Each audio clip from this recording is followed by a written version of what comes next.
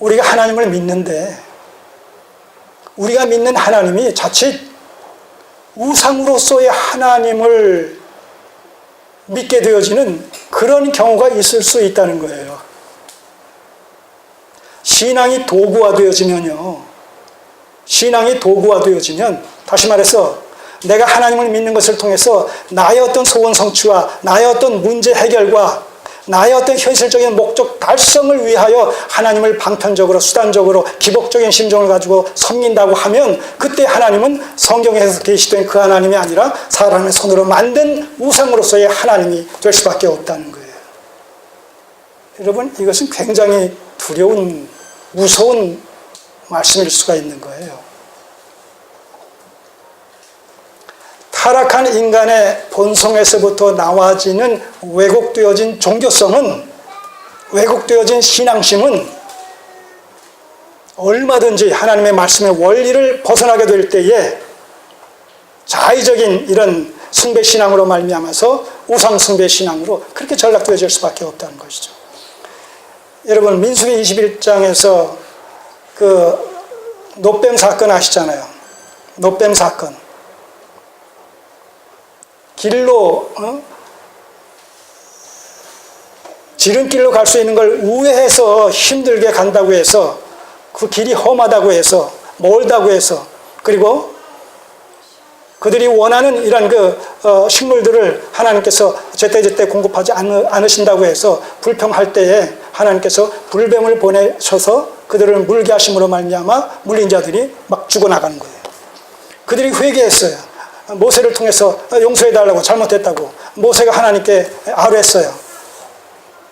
치유책을 달라고, 용서해달라고. 하나님께서 치유책을 말씀해 주신 것이 뭐예요? 그 불뱀의 모양을 구리로 놋으로 만들어서 높은 장대 위에 달라 누구든지 쳐다보면 살 것이다. 쳐다본 자가 살았어요. 무엇 때문에 살은 거예요? 쳐다보면 살이라는 하나님의 말씀을 믿음으로 말미암아 믿음이 그것을 낫게 했단 말입니다. 근데 어떤 일이 일어나는 줄 아세요? 믿음으로 쳐다본 자들이 낫음에도 불구하고 그 순간부터 동시적으로 그 형상화되어진 놋뱀을 저들은 숭배하기 시작했단 말입니다.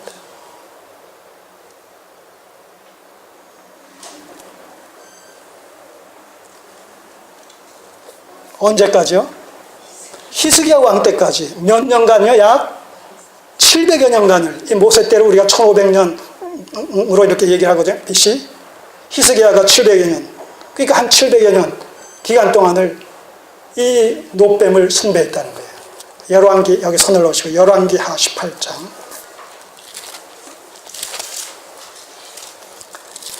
사람을 우리가 믿으면 안 돼요. 열왕기하 18장 593쪽.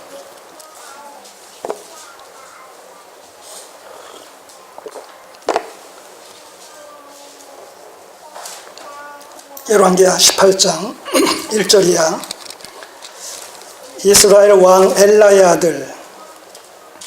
자, 593쪽이에요. 이스라엘 왕 엘라의 아들 호세아 3년에 유다 왕 아하스의 아들 히스기야가 왕이 되니 위에 나아갈 때에 나이 25세라. 예루살렘에서 29년을 치리하니라. 그 모친의 이름은 아비라 스가리아의 딸이더라. 히스기야가 그 조상 다윗의 모든 행위와 같이 여호와 보시기에 정직히 행하여 여러 산당을 제하며 주상을 깨뜨리며 아세라 목상을 찍으며 모세가 만들었던 놋뱀을 이스라엘 자손이 이때까지 향하여 분양함으로 그것을 부수고 느우스단이라 일컬었더라. 놋조각, 느우스단은 놋조각. 자, 이 히스기야 때까지 그 놋뱀을 분양했다. 여러분, 이 이스라엘 역사 속에서 분양했다라는 이 표현은 우상을 숭배했다라는 그런 의미가 담겨 있습니다.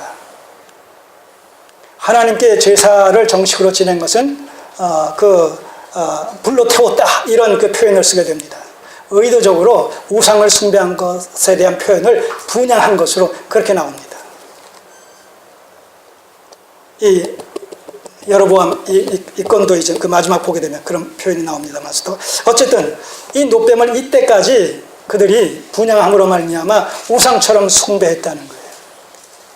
타락한 인간의 본성에서부터 나온 이 종교심, 종교성이라는 것은 이렇게 위험천만하다는 것이죠. 왜 합동 측에서 이 강대상 뒤에 대부분 옛날에는 여기 다 십자가 걸려 있었잖아요. 통합 측은 지금도 뭐 여전히 있는지 모르겠지만 합동 측에서는 어느 시점부터 이거 다 없애버리라고 그랬어요. 왜요? 교인들이 이 십자가를 하나의 표식으로, 상징으로 이해하는 것이 아니라, 상징을 넘어서 어떤 효험이 있는 것으로, 여기서 어떤 능력이 나타나는 것으로, 이것을 그렇게 되면 뭐예요? 이게 우상이 되는 거예요. 십자가를 우상처럼 여기게 됨으로 말미암아 기독교의 본질이 왜곡되어지는 거죠. 십자가 위에 달리신 예수 그리스도와 그 예수 그리스도로 말미암는 구속의 은혜라는 여기에 초점을 맞춰야 되는데, 예수 그리스도께서 달리신 십자가, 이 십자가가 무슨 능력과 어떤 효용이 있고 이 십자가가 믿는 자에게 어떤 구원을 베풀어 주느냐, 그렇게 오해를 하고 있단 말이죠. 물론 이런 것에는 그 영화라는 것이 많은 그런 일조를 합니다. 캐톨릭의 어떤 캐톨릭 신학의 근거를 둔 그런 많은 영화, 이런 것들이 무슨 귀신이 나오고 뭐 마귀가 나면 뭐 십자가 돼가지고 막 갖다 이렇게 대고 그러면 뭐 막 죽고 사라지고 막 그러니까 그런 걸 본 사람들이 그 영향을 받는단 말입니다. 그러니까 그 두 강도 중에 한 강도가 그 구원받았다라고 했을 때 어느 편 강도냐 하게 되면 대부분이 서슴없이 어느 편 강도라고 얘기해요? 오른편 강도라고 얘기한단 말입니다. 성경을 보게 되면 오른편 강도가 아니라 한편 강도인데, 근데 오른편 강도는 어디서 나온 거예요? 베네에서 보니까 예수님 오른편에다 달린 강도가 예수님을 영접하는 그런 그 영화를 보게 되니까 그런 줄 안단 말이죠. 예수님 어떻게 생겼습니까? 하게 되면 뭐 이렇게 긴 머리에 그 어디서 그러냐? 그런 어디 성화를 보면서 그렇게 한단 말이죠. 성경에 그렇게 나와 있어요? 없는데도 불구하고. 이것이 우리의 연약성이에요. 그러니까 여로보암이 하나님을 형상화시켜서 이런 그 금송아지상을 만들어 놓고 이것이 애굽에서 우리를 구원해 주신 하나님이다 라고 했을 때, 그들이 그 금송아지를 하나님으로 이퀄로 이렇게 등식으로 성립을 시켜놓고 하나님으로 믿었겠습니까? 그건 아님에도 불구하고 시간이 감에 따라 어떻게 됐어요? 하나님을 형상화시킨 그것으로 말미암아 하나님을 우상처럼 믿게 됐단 말이죠. 우상처럼. 이게 하나님의 우상화라는 거예요. 왜 하나님께서 이스라엘 백성들에게 십계명을 주시면서 하나님만이 유일하신 하나님이다, 형상을 만들지 말라 말씀하신 이유가 뭡니까? 가나안 땅에 들어가면 가나안 족속들이 바로 수많은 우상들을 만들어서 섬긴단 말이죠. 그럼 이스라엘 백성들이 거기 들어가게 되면 어떻게 돼요? 여호와 하나님을 저들이 우상을 만들어 섬기는 것처럼 그런 맥락 속에서, 그런 의식 속에서, 그런 관념 속에서, 그런 개념 속에서 하나님을 자꾸 우상화시켜서 섬기려고 하는 그런 유혹을 받을 거란 말입니다. 그런 의미에서 십계명을 통해서 철저히 대비책을 강구하신 것이죠.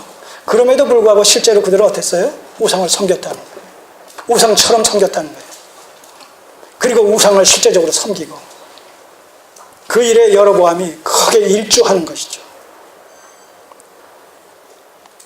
왜 여러분 이 기독교 신앙이, 하나님을 섬기는 기독교 신앙이, 여호와의 신앙이 기복적이어서는 안 되고 그 여호와의 신앙이 방편적이고 도구가 되어서는 아니 되느냐라고 했을 때, 기독교 신앙은 우리의 필요, 우리의 현실적인 어떤 소원 성취와 현실적인 문제 해결과 목적 달성을 위해서 하나님을 믿으면 그것을 이루어 주시는 그런 이교도적인 신앙이 종교가 아니기 때문에 그렇단 말입니다.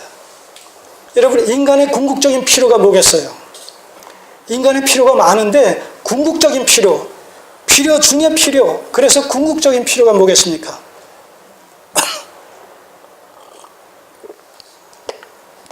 너희가 온 천하를 얻고도 온 천하가 많은 사람들의 궁극적인 필요일 수 있어요. 권세가, 부가, 온 천하를 얻으면 부와 명예를, 권세를 동시에 얻는 것이죠. 그런데 성경은 그리스도 주님께서는 뭐라고 말씀하셔요? 너희가 온 천하를 얻고도 뭐예요? 목숨을 잃으면 그것이 무슨 소용이 있겠느냐 하는 얘기예요. 그러니까 온 천하보다 더 중요한 것이 뭐예요? 그런 의미에서 우리의 궁극적인 필요, 궁극적인 관심은 뭐예요? 목숨의 문제예요. 목숨의 문제. 목숨이 영원히 보장되는 것. 목숨이 영원히 보장된다는 것은 동시에 죄의 문제가 해결되는 것과 직결되어지는 것이죠. 그것은 곧 구원의 문제 아닙니까? 이 기독교는 뭐예요? 그 인간의 궁극적인 목적인, 궁극적인 필요인 죄의 문제, 목숨의 문제, 생명의 문제, 영생의 문제를 그리스도 안에서 먼저 해결해 주시고 믿음을 통해서 우리에게 거저 주셨다는 거예요. 우리의 궁극적인 필요를 이미 주시고, 이미 내주시고 믿음으로 말미암아 소유할 수 있게 해주셨다는 것이죠. 그렇기 때문에 기독교의 하나님은 우리의 신앙의 도구가 될 수가 없는 거예요. 우리의 필요를 이미 충족시켜 주신 분이기 때문에. 그래서 이 구원의 감격과 기쁨을 경험한 자가 이것을 은혜로 베풀어 주신 하나님께 감사함으로 이제 신앙을 갖게 되는 거예요. 그래서 기독교 신앙은 구원론적인 신앙입니다. 구원론적인 신앙. 구원이 전제되어진 신앙이라는 거예요. 구원이 전제된 신앙. 구원의 감격과 기쁨의 발로 그 기쁨이 하나의 동인이 되어져서 그때부터 비로소 출발되어지는 것이 기독교 신앙이란 말이죠. 기독교 신앙의 정체성이란 말이죠. 그러니까 올바른 기독교 신앙을 가진 자는 올바른 구원론적인 신앙을 가진 자이기 때문에 감사의 발로로 하나님을 섬기는 것이기 때문에 주옵소서가 아니라 감사합니다가 주된 기도의 하나의 그 초점이 되어진다는 것이죠.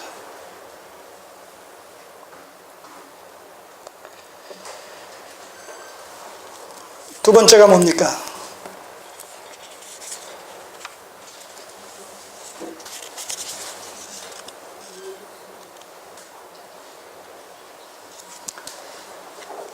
(31절에) 보시면 저가 또 산당을 짓고 레위 자손 아닌 보통 백성으로 제사장을 삼았다니. 산당을 짓고 레위 자손이 아닌 보통 사람으로 제사장을 삼았다. 산당을 지었다라는 얘기는 예루살렘 중앙 성소 개념을 무시하는 거죠.